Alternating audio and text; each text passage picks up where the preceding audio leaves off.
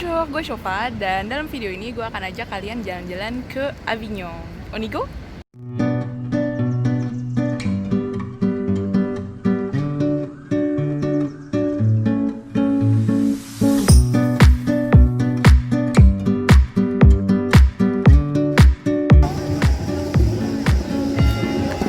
Tempat pertama yang gue kunjungin adalah Palais des Papes. Ini gede banget, yang artinya Istana para Paus, karena dulu di abad ke-14 dan ke-15 Avignon ini sempat menjadi tempat tinggal para uskup. Jadi pusat kepausannya itu sempat dipindahin ke Avignon. Yuk kita masuk ke dalam.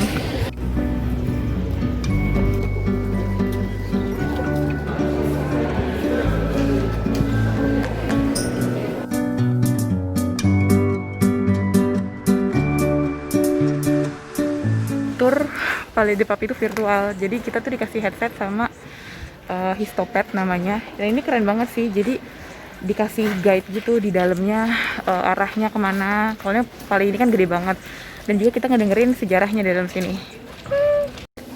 Awal mulai jadi segitu, lalu lama-lama dibesarkan.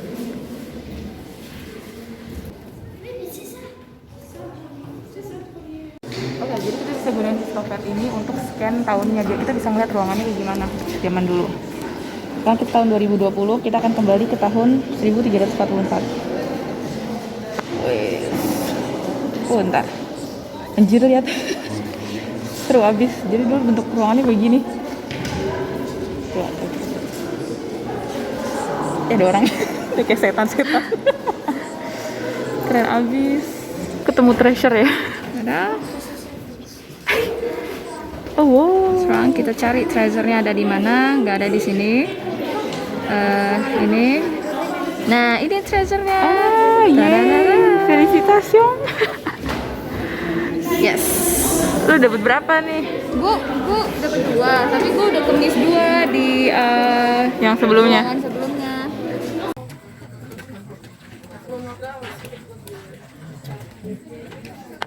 Oke, sekarang gue lagi ada di gardennya. Ini makanya gue lepas masker karena ada di luar. Di belakang gue ada gardennya. Nah, jadi yang gue pelajarin di Palais des Papes ini adalah di abad ke-14 di Roma itu suasananya tuh lagi nggak kondusif. Jadi banyak yang berebut kekuasaan. Jadi situasinya tuh benar-benar sangat berbahaya untuk para paus. Makanya nggak jarang paus-paus pada saat itu tuh mereka tinggal di luar kota Roma.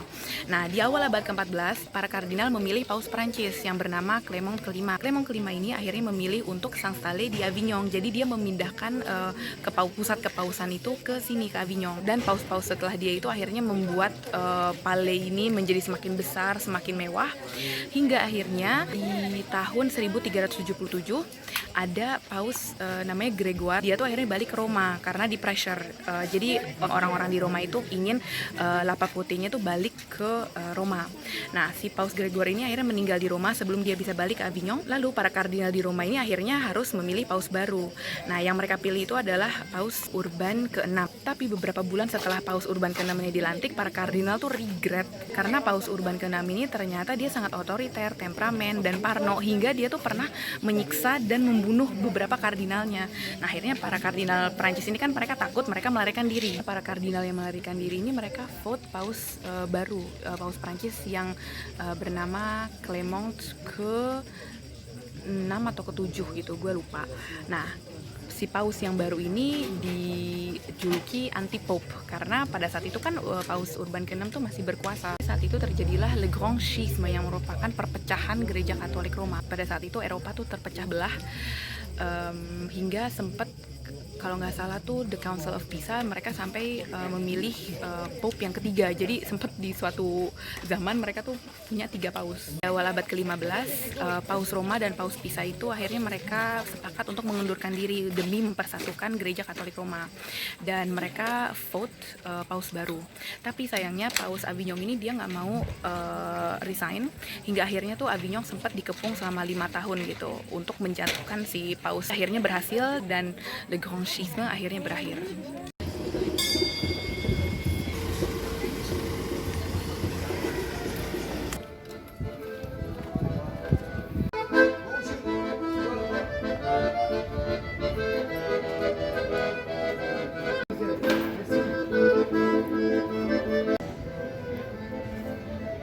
Ini lukisannya realistik banget. Lihat deh. Wow. Oh my god, ini cantik banget. Ini kayaknya gereja deh, gue gak tahu juga ini apa karena ketutupan lampu. Sumpah ini keren banget. Jadi di belakang gue ini adalah Basilique Saint-Pierre dan ada proyektor lampu gitu. Jadi setiap bulan Agustus di Avignon itu selalu ada pertunjukan lampu di seputar kotanya. Gitu guys. Dan ini seru banget sih. Gue akan explore lagi beberapa tempat yang ada pertunjukan lampunya.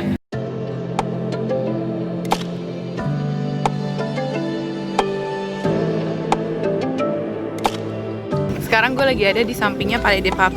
Jadi di depan gue ini adalah Le Petit Palais atau istana kecil. Dan sekarang lagi ada pertunjukan. Oh my god!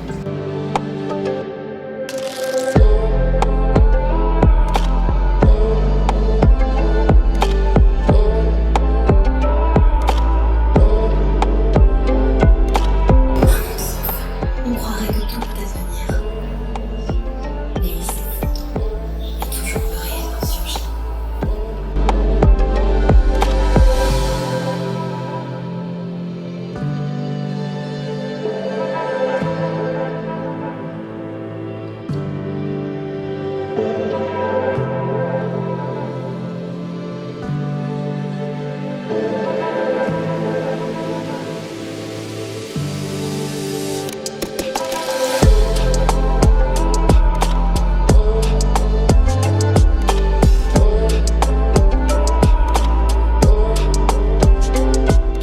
Jalan-jalan di Avignon malam hari ternyata menyenangkan banget. Jadi seperti yang kalian lihat tadi, ada di beberapa lokasi tuh spektakel de lumière yang bernama Helios. Sekarang tuh jam 11:30 malam, tapi ini udaranya masih enak banget dan quartier-nya tuh menyenangkan gitu. Sekarang kita mau balik ke hotel dan kita lihat besok mau ngapain karena kita belum ada ide.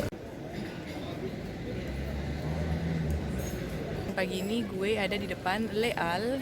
Les Halles itu ini bangunan yang ada daun-daunannya di luarnya, warna hijau. Jadi dia tuh semacam pasar tradisional. Jadi di dalamnya tuh jualannya macam-macam, kayak ada ikan, daging, cemilan. Jadi kayak pasar pagi di Indo. Dan sekarang gue mau ke dalam untuk hunting sarapan.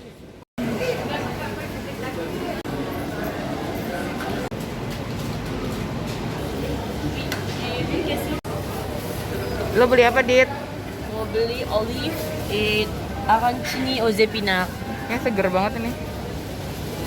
Hasil hunting makanan.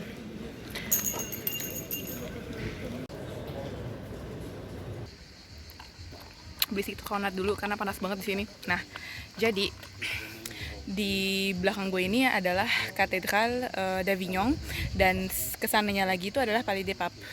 Nah, sekarang kita lagi agak nanjak dikit, kita mau ke Rocher des Dons. Jadi nanjak ke situ, itu merupakan sebuah jardin dan view-nya katanya bagus banget.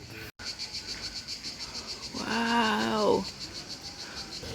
Yang kalian lihat di situ itu adalah Pont Saint-Bénézé atau yang dikenal sebagai Pont d'Avignon. Jadi Pont d'Avignon itu menurut sejarah dibangun di abad ke-12 karena ada sang yang bernama Bénézé. Dia tuh mendengar bisikan dari Tuhan untuk membangun si pont ini. Nah, tapi di abad ke-14 kalau nggak salah dia hancur karena ada banyak perang. Dan dia tuh sebenarnya dipopulerkan oleh lagu anak-anak yang bernama Sur le Pont d'Avignon.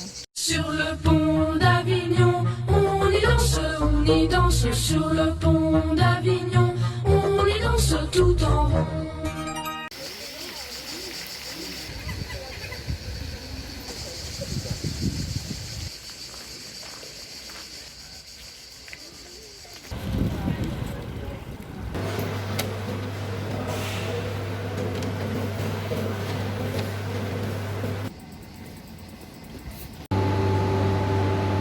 Hari ini panas banget di Avignon, jadi gue mau excursion ke L'Île sur le Somme yang letaknya tuh kayak sekitar 30 menit dari Avignon.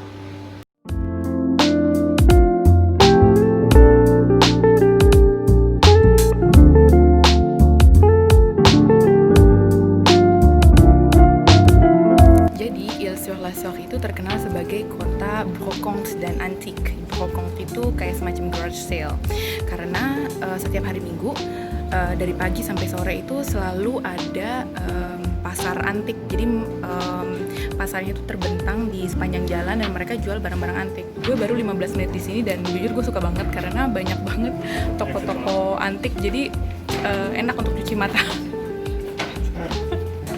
Jadi seru untuk cuci mata gitu, bajunya, aksesorisnya itu cakep-cakep. À visiter. Kita akan masuk ke monumen historik Collégiale Notre-Dame des Anges. Kita bisa ngeliat banyak banget patung-patung angel. Termasuk ini di chapel ada 2 angel di belakang ada lagi. Wah, luarnya cetar banget di sini. Gemes banget, ini ada yang bikin anjing dari sepatu bot.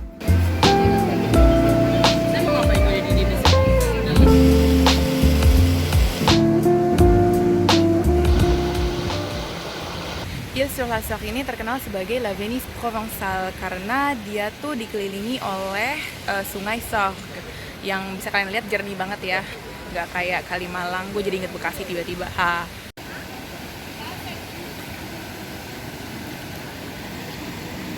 Jernih banget airnya, tapi ini dinginnya kayak es. Oh my god.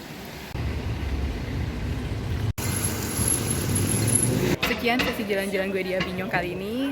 Semoga kalian suka videonya, dan kalau seandainya kalian ngelihat ada informasi yang salah, minta tolong bantuannya untuk koreksi di komen. That's it. À la prochaine fois. Bye bye.